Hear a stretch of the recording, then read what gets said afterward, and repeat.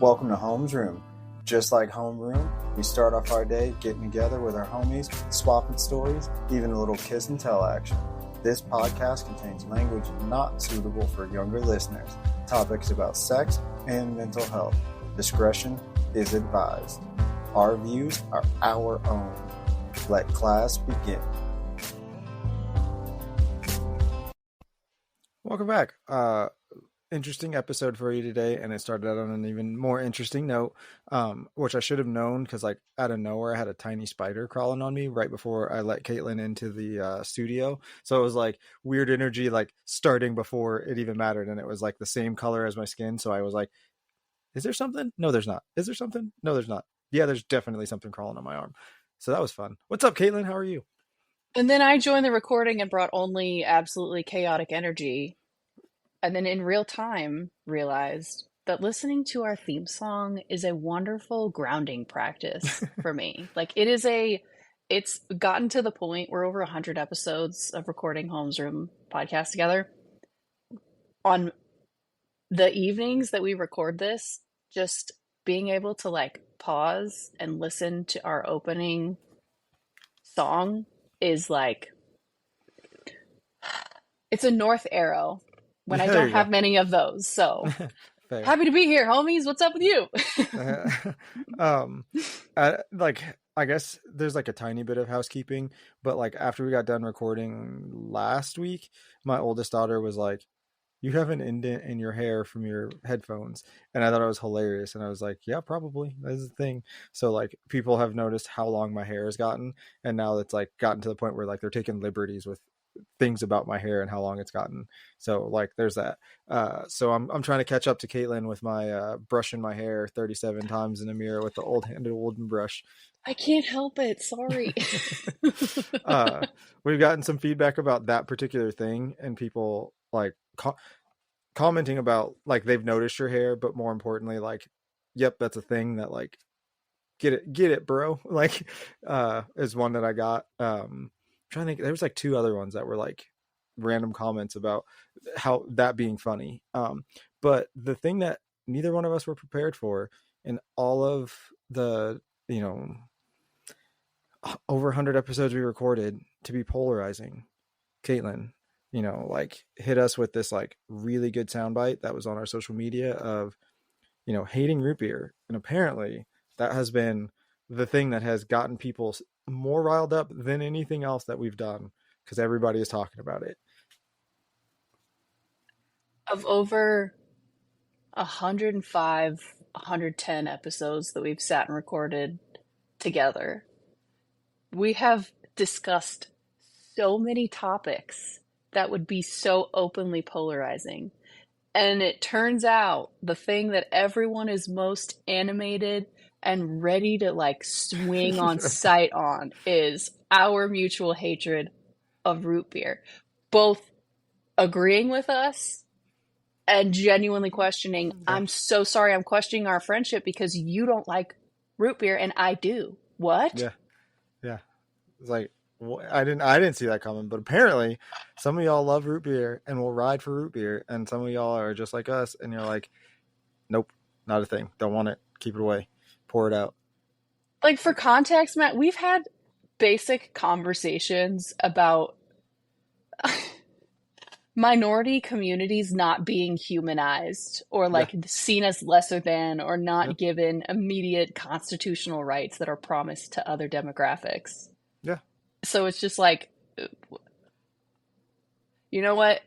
Female safety and the fact that like men inherently carry a like threat card with them because of history, like legit. No, and that's the thing that like okay.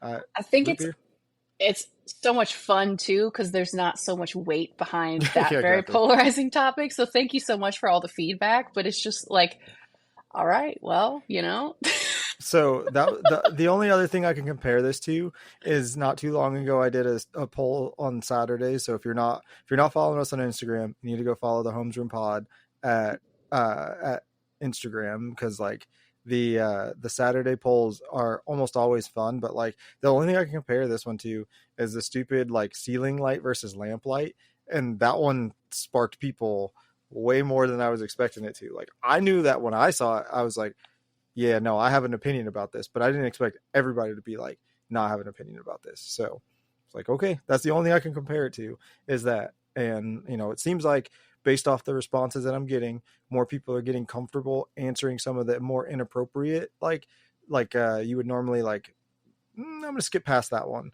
More people are answering those. So like the results are still like, you know, skewing one direction or the other, but the amount of votes are like going up increasingly on those.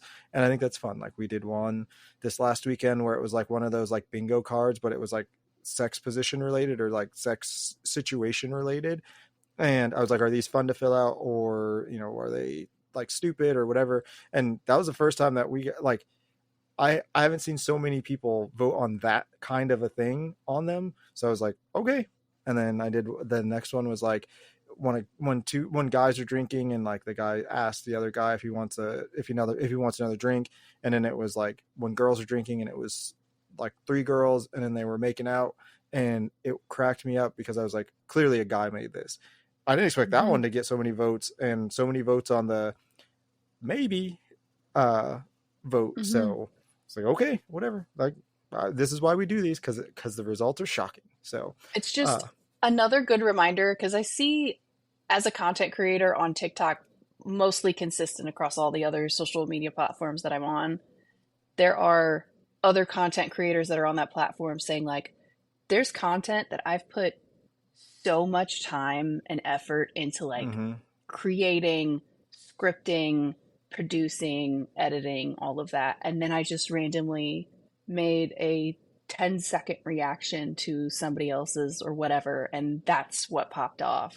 So it's just like, regardless as to what engages or like what we get responses on, the effort and the intent and the desire to create that content is still always there. It's just always very surprising what pops and what doesn't. So yeah, case in point, of recent weeks, in July, I guess is when it was. I think it was July. The most active video or reel that I posted on social media was nothing to do with the podcast. It was Walmart released some Friday the 13th fucking sneakers, like high top sneakers, and that went insane. And I was like, it was like the dumbest thing. I walked past the aisle, the camera shakes like you just double took and like saw the shoes and walked over and then looked at them and then did my stupid thumbs up. And that's the one, like, of all of the things that we did throughout the month of July, that's the one thing. It's like, what? Like, it's, I don't know. It's silly. Also, what's silly is the topic for today. As I said, it's one of those, I don't even, we talked about it as the male versus the female gaze. And I'm saying like gaze as in like gaze upon you. But I don't know what to really call it, because I can't think of another thing. But the way this all started was scrolling through Instagram, scrolling through Instagram, and some like I think it might have been like a ad for like Rihanna's Savage or whatever it is, I think is what it is, what her brand is called. And I was like, okay, you know, whatever. And then like I kept going, and then I closed that app out, and then I went to Pinterest, and then I was getting a lot of, and Pinterest is primarily like a female dominated like app. So like I often expect that, but like the amount of different things that were popping up stylistically for women, but then the only thing that was coming up as a guy who uses the platform was like a suit, but a suit in blue, and then a suit and a suit in like green, or a vest and a vest in white. Like it wasn't any different, except for the fabric was different, or the color was different, or the cut was slightly different. And then it would be like, you know, this 50s style dress for a woman, or this, you know, like ultra goth pantsuit for women. Like there was just so many different variations of what was popping up that I was like, man, there's such a discrepancy. And I've always kind of banged on that drum where I'm like the discrepancy. And like when girls have on like super pretty dresses, I always tell them I'm jealous because like I could wear this dress, but I don't think I'd be able to pull it off the way that you could pull it off. And it's sad that like there's not that, like I don't have another option for that. You know, I got shorts and I got pants and I could wear a dress, but I won't wear a dress. So it seemed maybe the larger theme is in terms of appealing garments that each gender, which it's all, sorry. Yeah, I'm trying to be careful. I'm trying to be careful. Like this is a different, which is again why I was so excited to talk about this specific topic. You were like, well, when I'm on here and I'm getting advertisements or I'm getting like thirst trap type of content or suggested content about outfits or garments that are suited towards the male gaze that women can wear, there's a long laundry list of like, this is good, this is good, this is good. But when that same principle is applied towards what men wear to be appealing to the female gaze, there's like this. Mm-hmm. So but again, like I'm not, it's such a complicated and convoluted type of topic that like, I don't know how to even like explain it. We've had a week to sit and cook on this and we still can't really come up with like a full simple summary of this topic. But again, it's still one that I'm very excited to talk to you about. Yeah. So Caitlin said the only thing that she wants to be able to talk about for sure in this is the patriarchy and how it relates to this. 100%. So we'll have that conversation. I'm not necessarily coming at it from the same direction that Caitlin is. Like it's less about the suggestive side of it, and as in like, oh, for the male gaze, like women are wearing skimpy this or skimpy that or whatever, and men have to wear, you know, like form-fitted suits and be, you know, ripped guys on bikes and mirrored visors so you can't see their face on TikTok. See, I learned a thing. I recalled Bike it. talk. There you go. Bike talk and mess cock. Yep. It's not so like my angle is not so much that, but just the discrepancy in what's available. And I like did a little bit of research on a couple of things, and I'm not shocked by the numbers, but like the numbers definitely tell a story, and I think it's really interesting. So because Caitlin wants to talk about the patriarchy, we're going to do that first, but I have a question for you, Caitlin. Answer. Who do you think, or I should say, like, do you think a guy or a girl or like a company, like who do you think created the thong?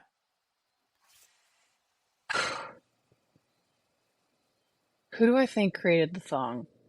There are so many questions that I thought you were going to start this conversation off with, and it was not going to be that. Barn burner. Starting it off on a hot note. I think that perchance,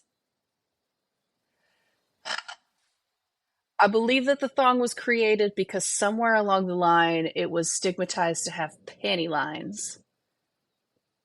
I believe a man perchance would have come up to that conclusion and popularized it. So you answered but I could two be wrong. questions. Well, you answered two questions, and you answered the second question first that I haven't asked yet. So right now we're just going with you think a guy created the thong, and your why is because of panty lines. That was going to be my next question. Sorry. Right?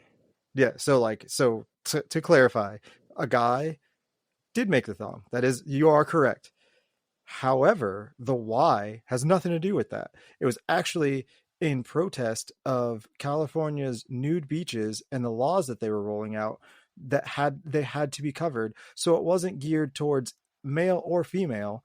It was geared towards they had to have their groin covered.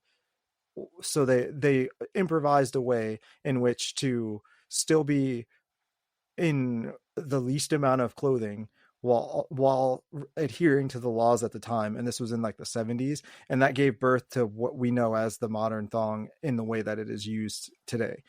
It wasn't because of some other thing. It was actually because it was like, well, fuck you, if I have to cover myself, I'm going to do it the least amount possible way. So I did not know that, and I thought that was the thing that you would be like immediately on the. Well, it's probably because a guy wanted to look at some booty cheeks, and Uh, cheeks out for the rebellion, I yeah, guess. right. Damn. That was what I thought, and this is the angle that I was coming at it from, was like, when did that stuff get made? Who made that stuff, and who was it geared towards originally? Because what we know it as now, and what social, expectations in society, but also social media and targeting has told us, isn't necessarily the truth. Like, one of my least favorite things is when, like, at the end of like at the end of February, beginning of Marchish, when they're telling us what the summer colors and stuff are going to be. It's like, fuck you. You don't tell me what I like. I don't care what like some random ass people are telling me I'm supposed to wear color wise. Summer colors exist. Yes, I understand that, but you're not going to tell me what the fuck they are. Like, no, not happening. Don't adhere to that. So like, this is the angle that I was kind of going for. So with that knowledge and the fact that like the thong was created in by a man, but for a completely different purpose than what we probably expected or would have known. Caitlin, what are your thoughts on the patriarchy as it pertains to the gaze of society? You pitched this topic, and my immediate response was, we can't have this conversation without fucking talking about the patriarchy, right? You were like, yeah, that's fine, but also, like, let's do, and I was like, okay, that's fine. So thank you for holding space in this particular conversation about a topic that absolutely has to be addressed. When we're talking about the variety of ways that women can dress themselves to be appealing to the male gaze, I, as a newly very radicalized feminist, but openly I'm openly a feminist, women have had to, from a default setting, prove their worth to society in a patriarchy past a sex object for decades. We're still doing that. I would say centuries, but that's just me.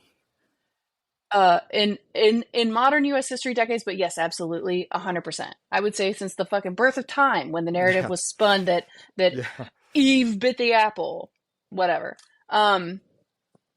I feel very convicted to have this particular topic of conversation be in this larger episode, because of course there's going to be more conversation of the ways that women can dress themselves to be appealing to the male gaze, because that's in so many ways the only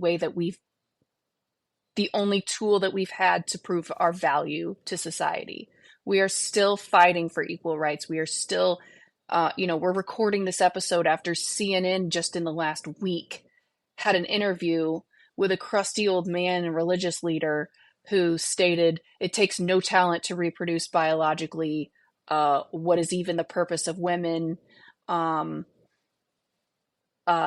shouldn't have voting rights. And our current Department of Defense boss, Whiskey Pete, is literally shouting out this religious leader that for some reason CNN platformed.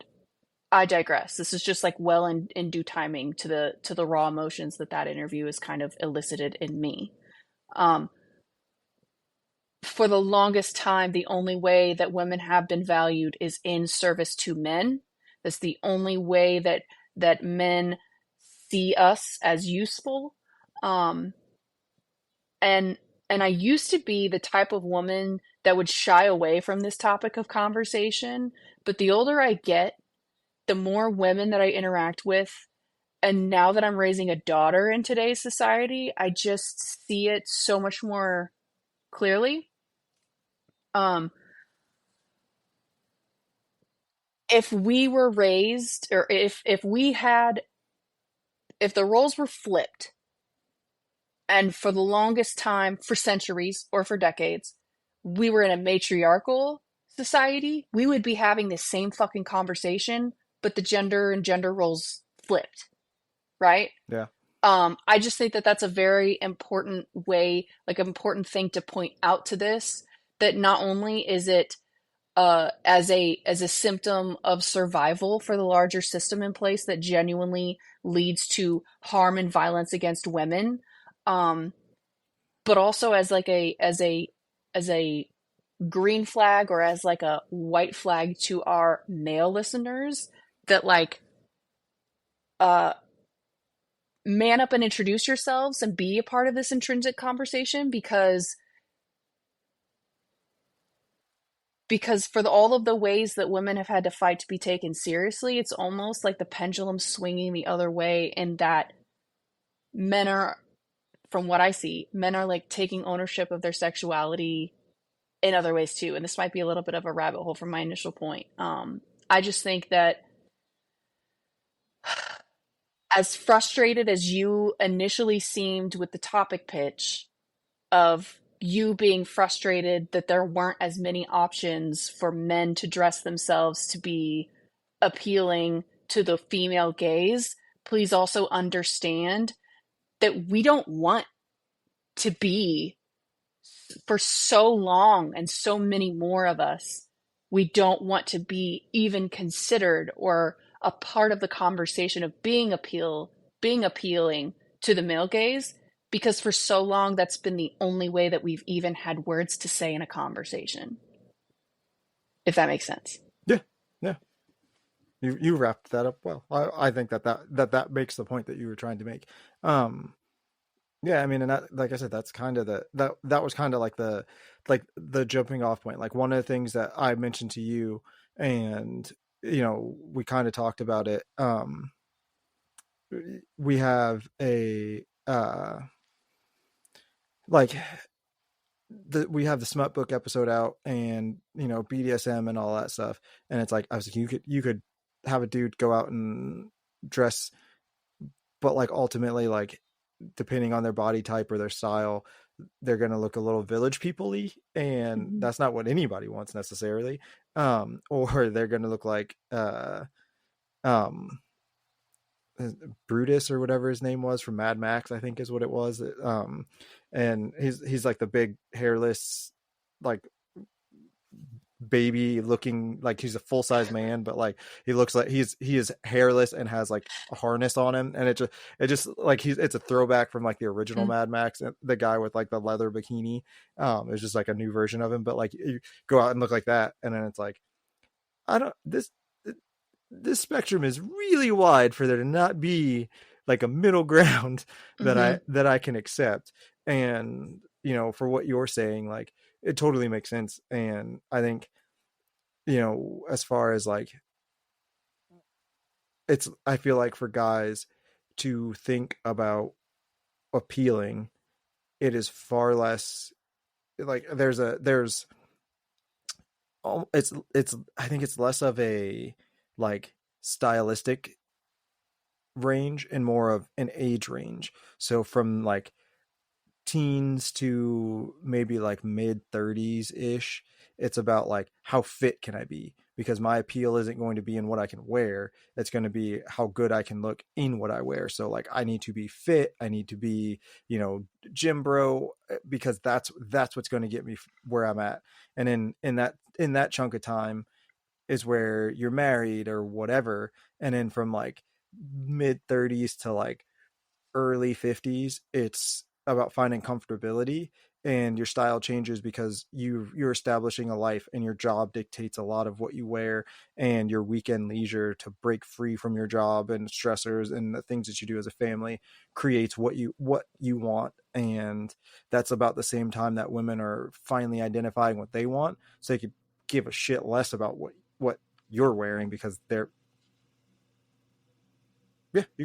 Finish your thought. I just so they're finding themselves, and so there's that. And then from like 50 to like 70 fucking 5, it's just about being if I can put my pants on and reach my shoes, then I'm good. So I think it's like I said, it's just different for what is expected and why it's expected and the causation behind it. And I always say it like I'm more curious about the why of a thing than that a thing exists. So that's where like I came out with this topic, and that's kind of what like I take away from as far as the patriarchy, like the male side of it is like they care, but it's less about what they care for, at least as far as the man is concerned in this situation for themselves, like what they're focused on. I just at some point we need to sit down and actually tally out how many times I've said this in a recording of Homesroompod podcast. And homies, this is another tally. This entire topic of conversation, and it wasn't until you were just giving me that last chunk of your brain for me to understand and process. Matt Holmes is such a fucking advocate and champion of women. You're so ahead of the curve. Because just now you were talking about, well, it's, broken down by body type, it's broken down by age.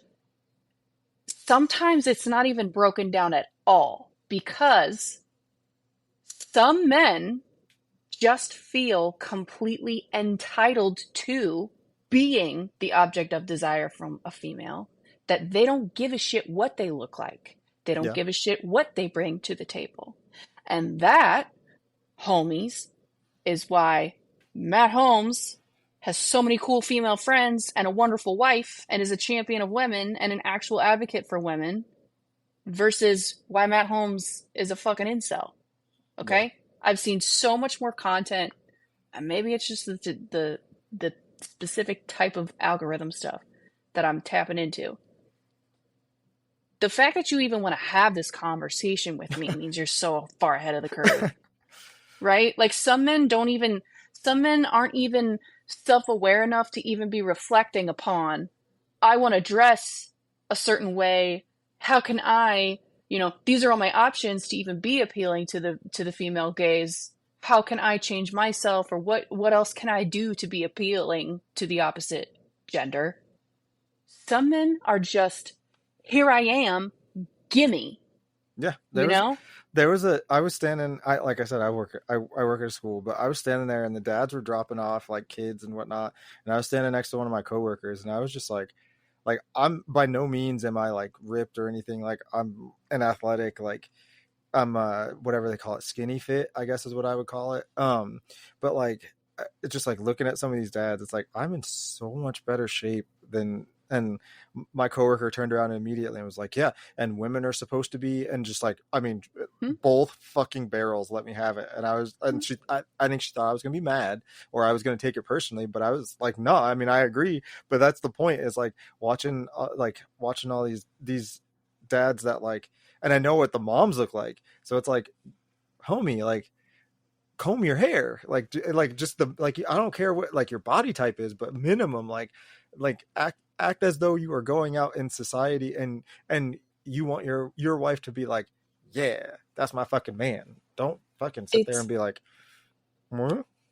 This topic of conversation is once again so ironic. I literally just yesterday saw TikTok. It's a female creator, and she was like, let's look at the men who are commenting on a video of Kate Upton, and then let's pull in their profile pictures after. Like, so it's this, obviously, Kate Upton was ahead of her time and got so much shit for being a swimsuit model, and was like mid-size curvy at best. She wasn't even, I wouldn't even count her as plus size. Okay. Yeah. No. And I remember that. She literally, like, it's one of those original videos, and it's like these grown ass men commenting, she's not toned enough for me. And then it blows up the profile picture of the man that left that comment on a video of Kate Upton. And it's not to hate, not my type, not my journey, but a man in his 50s whose hairline is past his fucking ears, who's got chest hair coming out of the top of his fucking shirt and a beer belly that's so big he can't even see his shoes. Okay? So once again, I'm sitting here like, I hope that if at this point in our over 100 episodes that we've recorded together, if you are a man that's listening to this episode, you're hanging out, you're like in the thick of it. If you are in the depths of the internet and this is your first exposure to the Homesroom podcast, you're going to be like, what is this man talking about? Why is he even having this conversation with this woman? And for that to be like the social baseline in 2025 is boggling to me. Yeah. And indicative of how much work is left to be done, because not only does the conversation and narrative need to shift away from women being seen as sex objects, we also should be having these types of conversations because I'm so proud of you for articulating this thought and holding a space for men to want to be more desirable to the female gaze. That, like, yes, we should be having more options to be seen as desirable. So, uh, I want to transition into some of the like the research that I did, just because Mhm. I want to like this is where it's going to get to me. It's interesting, right? So Mhm. we're going to talk about dresses and like the counterpart to a dress is a suit, right? We've Mhm. established, and like that's kind of where you're at. So I wasn't going to do like pantsuits for women and all of that stuff, because like that's like an asterisk and a plus to what's just flat out like seen as femme presenting versus male presenting or Mhm. presenting, right? So there, like, it's difficult to pinpoint the specific number of fashion styles when it comes to dresses, but they can broadly be classified into 20 main categories for dresses. 20, like 20 main categories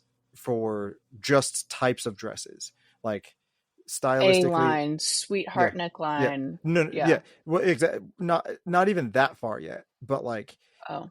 because it would go further. So like Oh, you're like looking at like sundress, maxi, cocktail. mini, yeah, Mhm. exactly. There are Mhm. 20 types of categories, and then they are subcategoried from there, and that's where you start to get in those, and then fabrics and how those play a part in it, right? Mhm. So like just baseline 20. How many styles do you think there are for men on the counterpart of a suit? Well, so already I have some confusion about larger category versus subcategory. So let's not be the analyst, Caitlin. Let's go with knee jerk. Just give me a number. Uh, 6. Cut it in half. There are three. There are three broad categories, and it is broken down into how many pieces the suit has. So there's 2-piece, 3-piece, and tuxedo or dinner suit. That is Okay. it. So if it doesn't fall into those categories, then like it's like, okay, well, what is it? It would just be considered a suit. So it doesn't fit into a category. It would just be how many pieces it has. So whether it's a 3-piece or a 2-piece. So if it has a vest or does not have a fucking vest. Mm-hmm. And then the next category, like you brought up A-line, I said maxi, mini, like sundress, all those things, right? Mm-hmm. The next thing for men that would be subcategoried, how many buttons and the fabric it's made out of. Okay.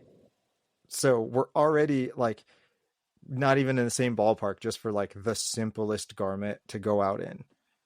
And like when I presented that to my lovely wife, she was like, see, that's too many choices. I was Mm-hmm. like, yeah, I get it, right? But like also like I would like more choices, and I would like more choices than this in black or this in red, because like that's kind of all I got. It's, like I've started accessorizing more, because that's about the extent that I can go to like switch it up, is like this thing with like this accessory or this thing with that accessory or whatever. So Mm-hmm. where are you at on that? How does that like navigate in your brain? I just, my most pressing thing is in a world of equality, would you prefer that you had 20 categories of suit to pick from? I would prefer Or, that I had more categories than just a suit. Like that it wasn't like like you can wear a dress, but your dress can be different for the situation, right? So we were talking about sundresses. So it's like a leisure thing, right? You can go out and just walk around town, or go out for a Saturday, with the girls in a sundress. Do I want to go okay. out when you're wearing a sundress? It probably means it's warm, right? Mm-hmm. Do I want to go out in a fucking suit to just walk around with the homies?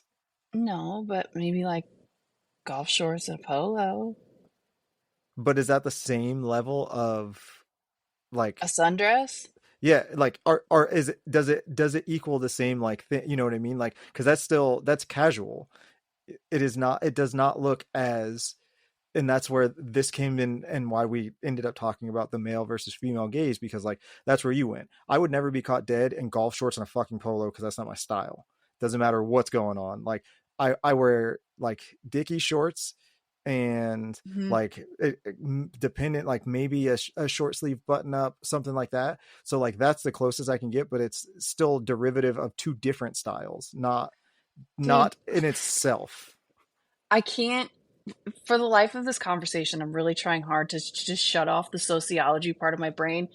We can also have, we can't also have this conversation without also addressing like economic Yeah, class differences exactly. Yeah. too, Yep. because a like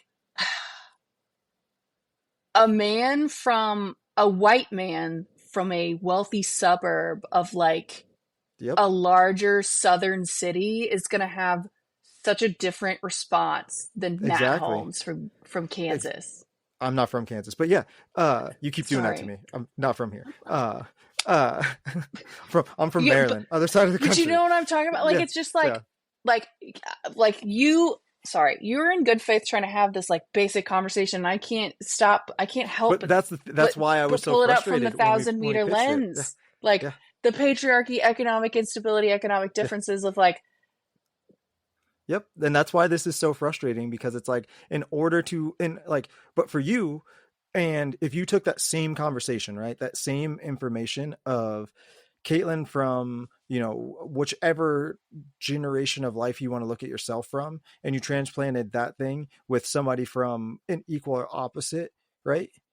If you mhm. were both wearing sundresses, you could find a sundress that is equal and opposite, and it is still a sundress. It does not change, the like what it is. You know what I mean? Like the style of that thing is transcendent because there's so many options as opposed to so fewer options.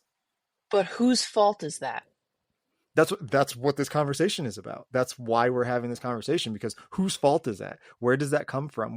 Why is that a thing? So like when I started looking into it and like looking at it, it's like, man, this is stupid. So the next thing, right, is lingerie, right? Mhm. So we're going so we went from when you're dressed up, now you're dressed down. So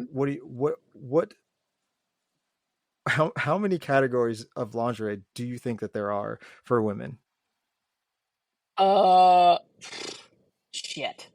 Dude, I'm let me just also say this too. I'm such a bad woman, like not bad, but like a objectively Yeah. ungirly woman. I don't even know, dude. If I had to guess, it would be double figures. Like there's like double Two digits. digits. Yeah, two Two digits. digits, Correct. yeah. There are 24 different categories of lingerie for women.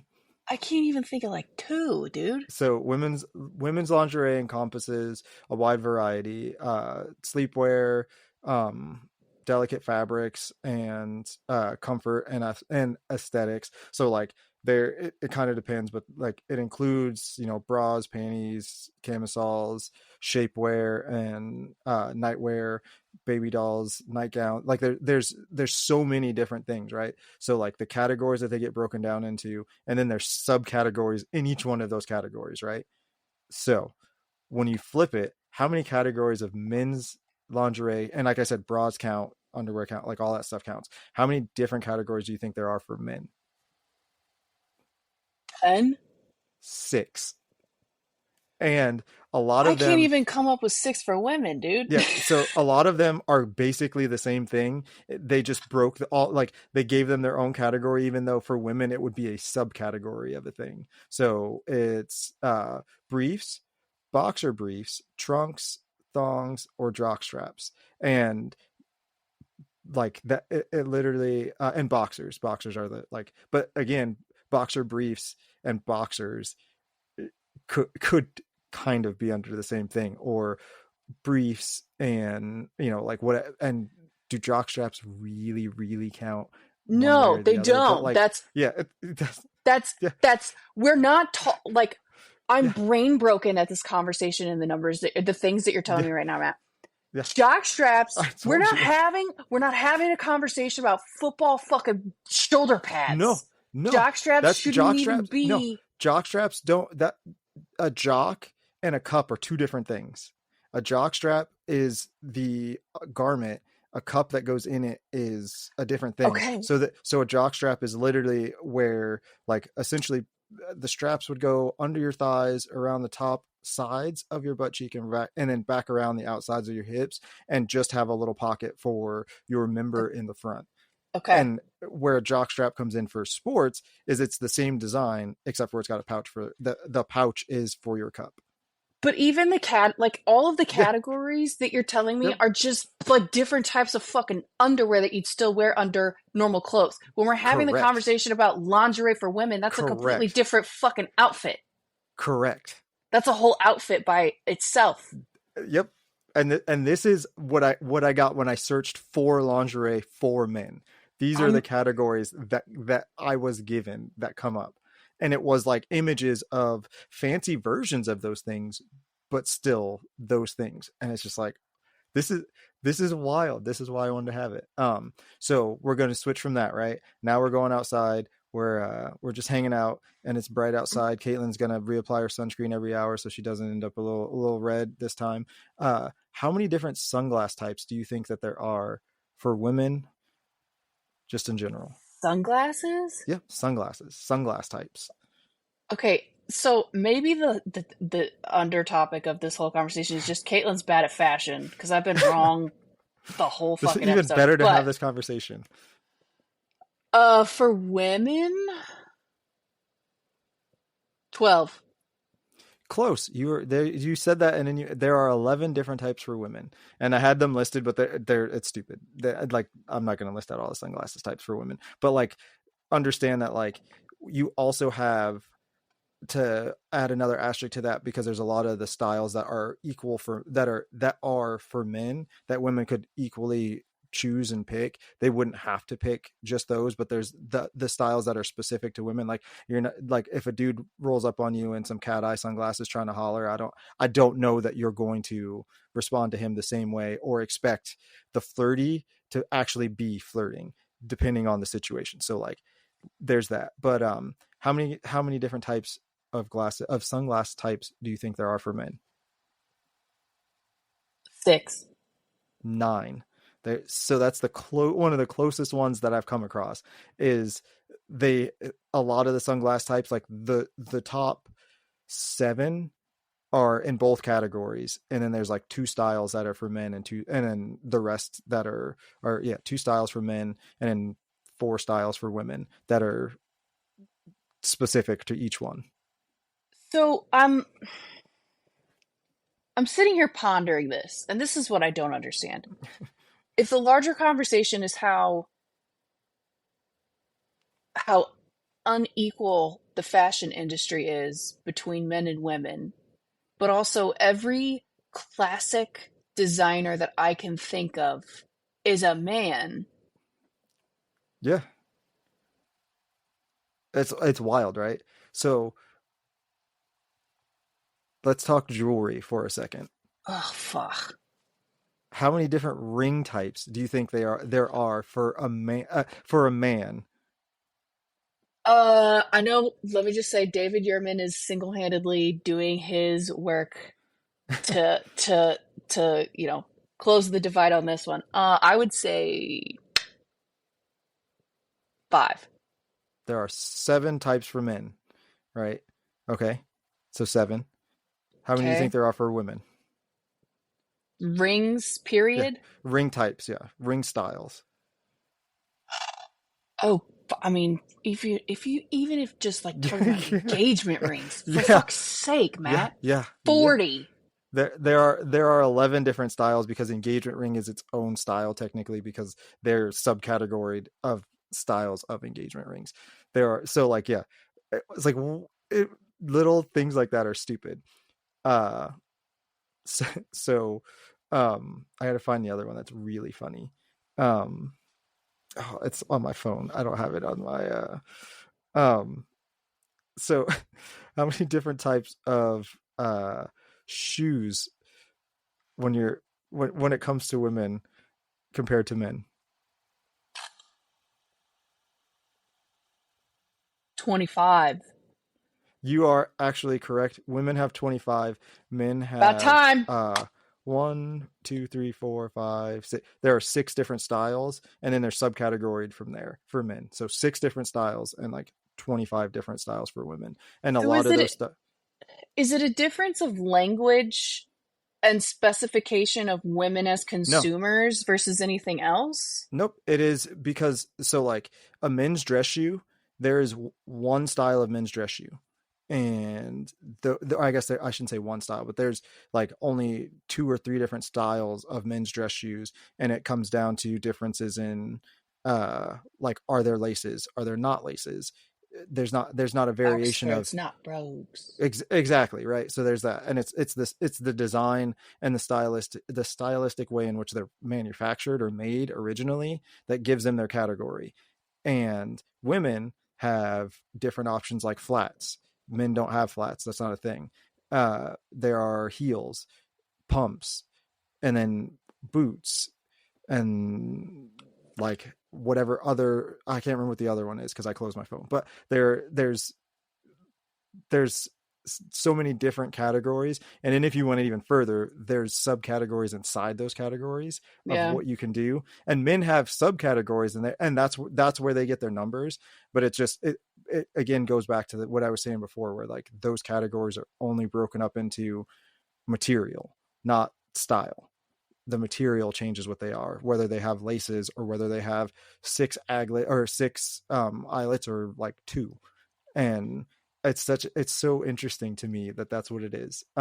So you asked a question, and now I'm going to get to that answer. I kind of mentioned it a little bit earlier. I looked up, when do men find their style and when do women find their style? When would you say men, because I kind of already gave that answer a little bit, identify what their style is going to be? After they maybe statistically get married and their wife figures it out for them? 30s? Not not actually. That's maybe, but usually it's a range. It is between 20 and 40, because in those times they're going through their final body change and Mm-hmm. what will or won't fit, and they're identifying career path, because that plays the biggest part in it. And then between 30 and 40 is, like you said, when they're married and their overarching like life trajectory kind of takes over, and they can solidify a style. So 20 to 40. When do you think yeah, let me see if there's any notes that make sense.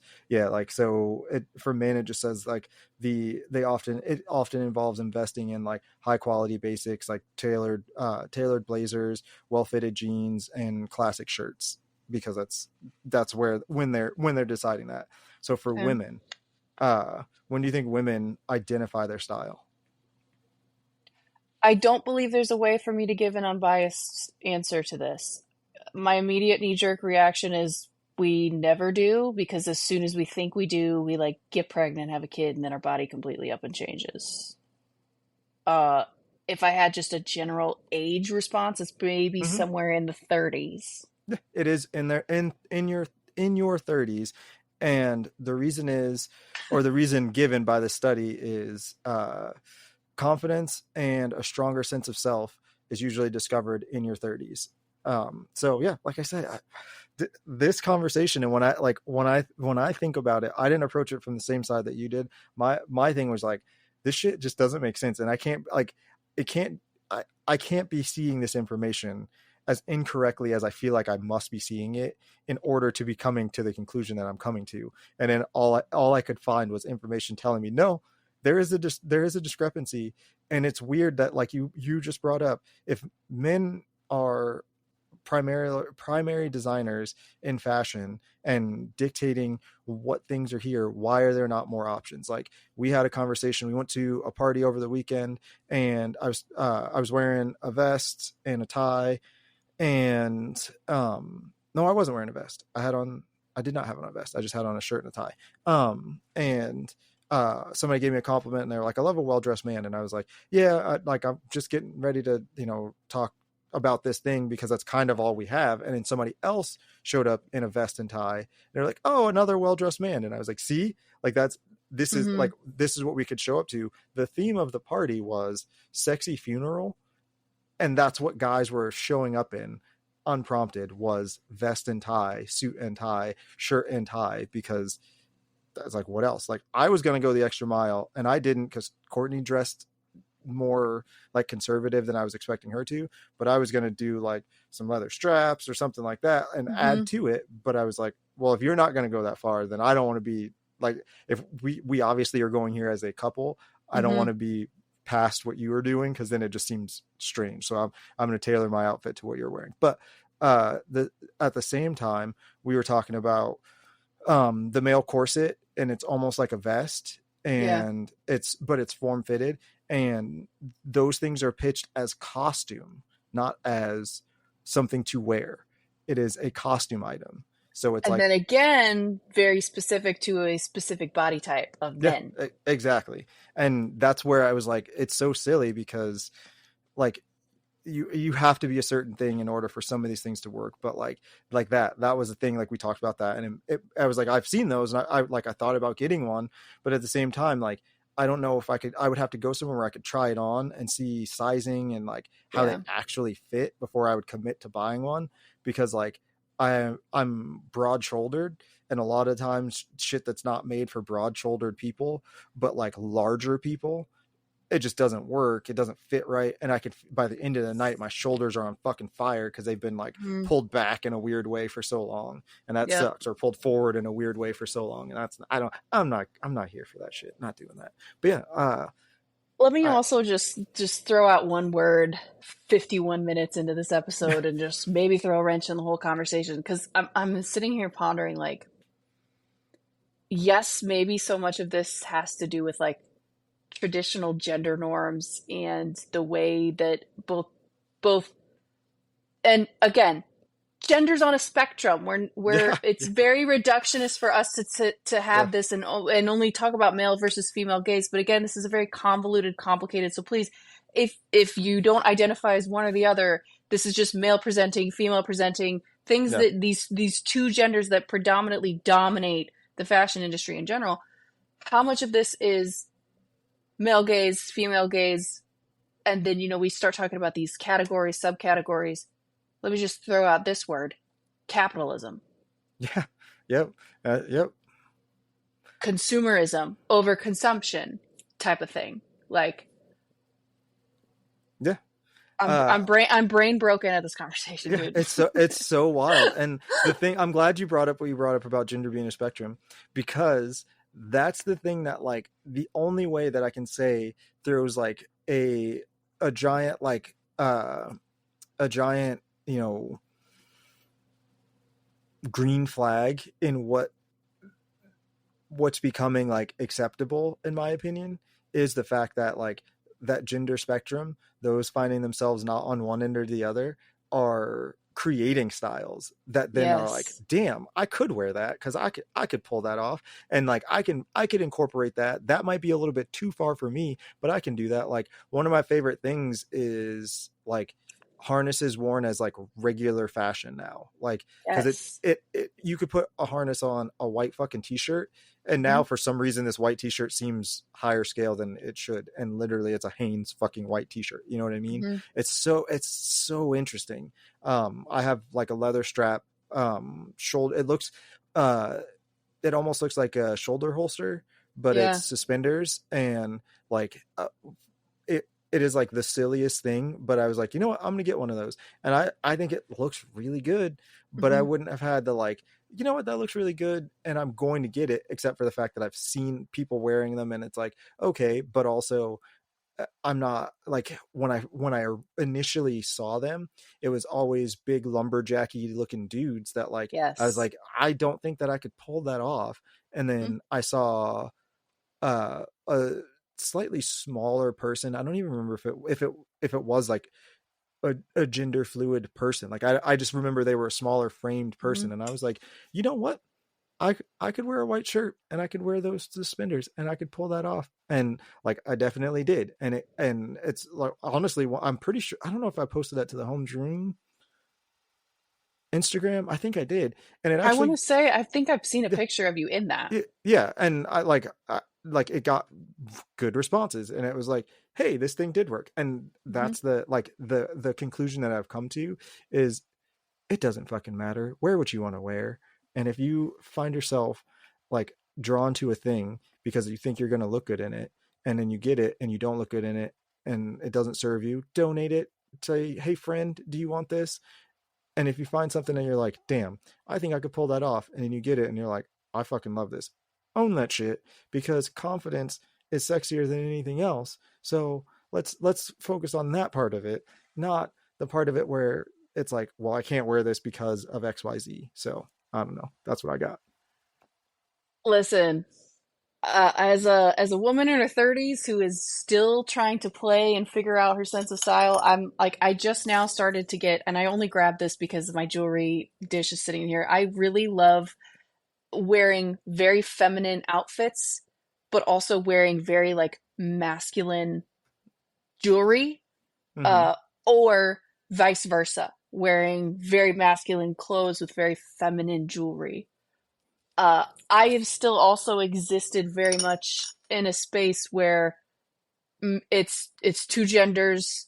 Also, just as somebody who is very much a targeted demographic of the fashion industry in Mm-hmm. general. I posted a TikTok a couple days ago, and I think it's very applicable to say this here too. The older I get, the more I realize that once you deconstruct your religious trauma, you decenter men and societal norms in general, and you just stop giving a fuck what other people think, the better life gets. Yeah. Yeah. So if that's all you walk away from this episode with, I'm good. Yeah.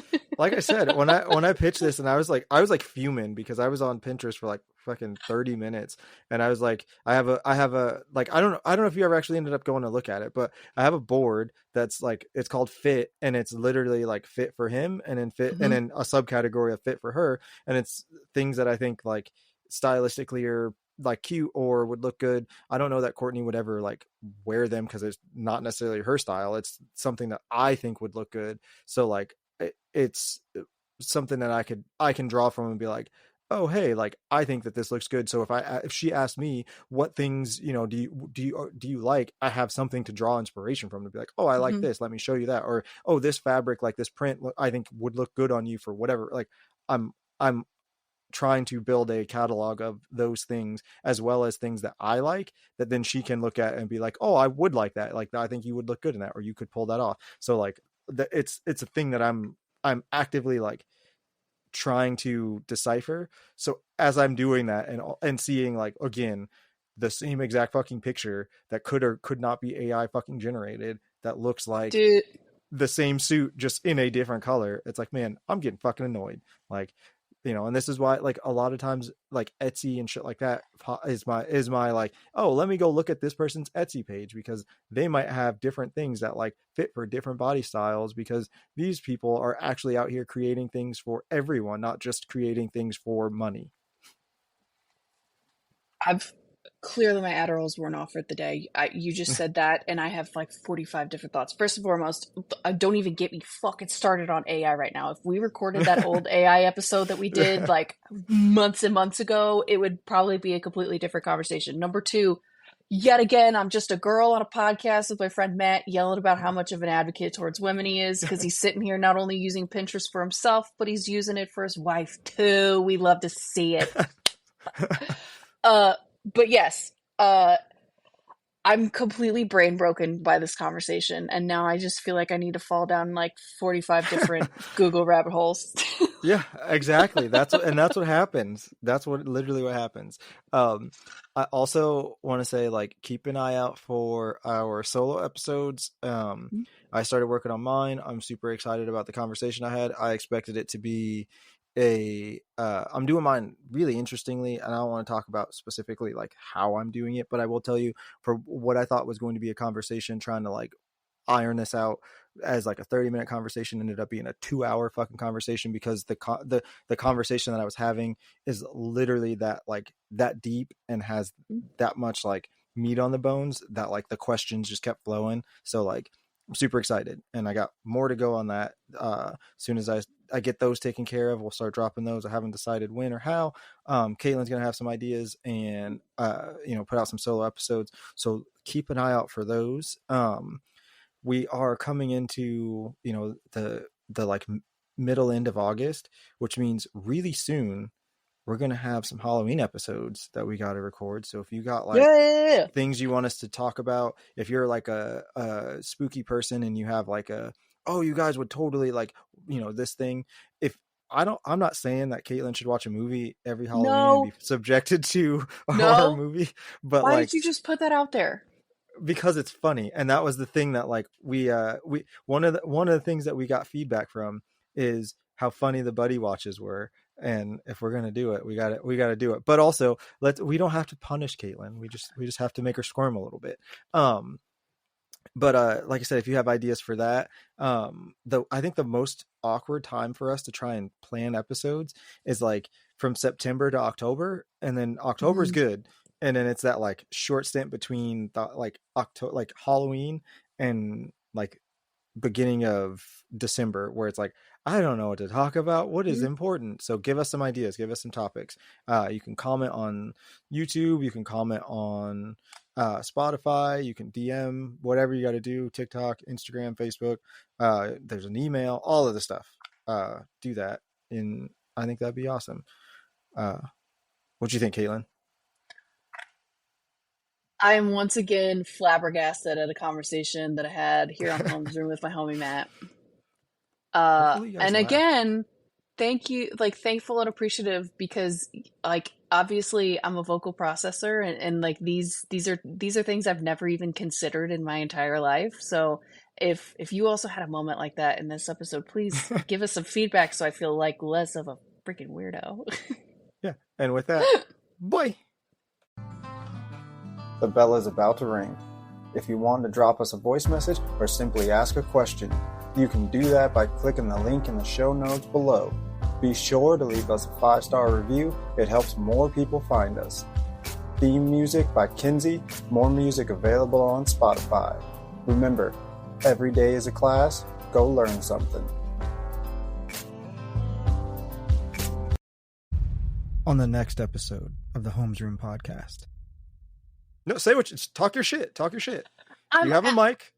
I'm only like, again, like this. I know that this isn't even like the main focus of this episode or anything, but when we're talking specifically about sexualizing the female form, that's going to be a little bit of a gender specific experience. So, in the sense of people grabbing the boobs of a statue, you're saying that it is impossible for me to understand any other concept because I have a penis?